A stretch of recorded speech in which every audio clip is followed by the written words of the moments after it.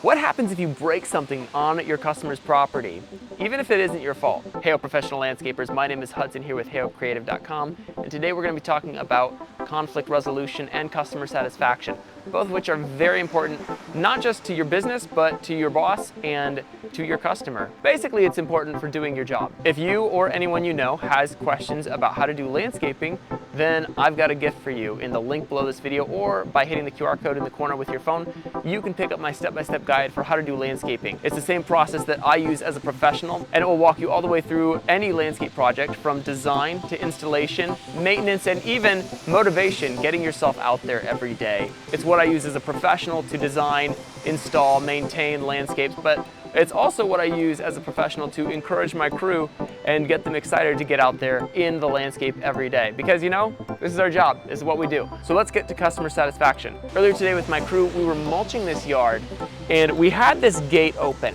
And I don't know if you can see it, but there at the bottom, it's missing a piece.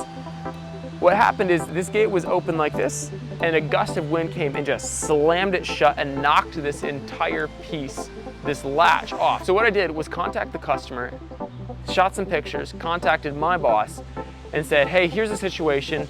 What would you like me to do about it? I feel like we should replace this because we were here. We were the reason that this got broke. Even though it could have been anyone that left the gate open and had a gust of wind come along and slam it, it was us. And so I feel like we ought to replace it so this customer feels like they can trust us in the future and will have us back.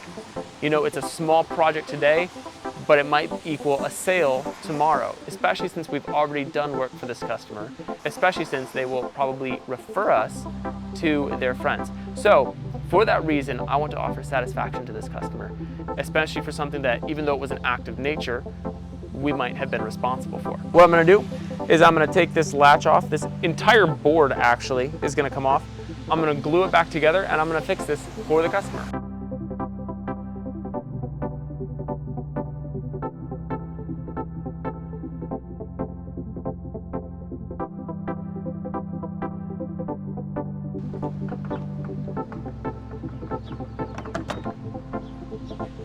The gate is fixed.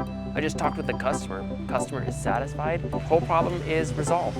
If you are a professional and you run into a problem like this where there is damage done to your customer's site, or you need to make reparations or things like that, I would recommend just doing it, because if they've hired you already to do a project, chances are they're going to hire you to come back, and if you fix it for them, they're much more likely to recommend you to their friends and family because you are building a bond of trust with them. It's said that resolved conflict equals intimacy, and in this case with a customer, what intimacy translates into is trust.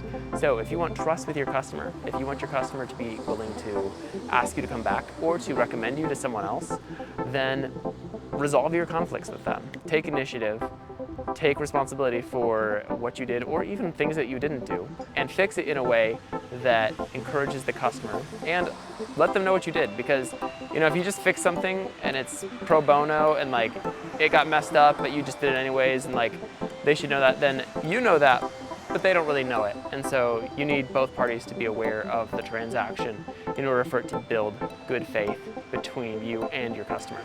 So thanks for joining me today. I appreciate it. Make sure that you build customer trust by hitting the like button, and don't forget to get your free guide down below to landscaping, whether that is landscape design and sales, management, maintenance, or just incentivizing your crew to get out in the field each and every day. I hope you've enjoyed this video. Let me know in the comments what you would like to hear about next, and maybe let me know what problems you've run into in the field as a professional. All right, I will see you in the next video.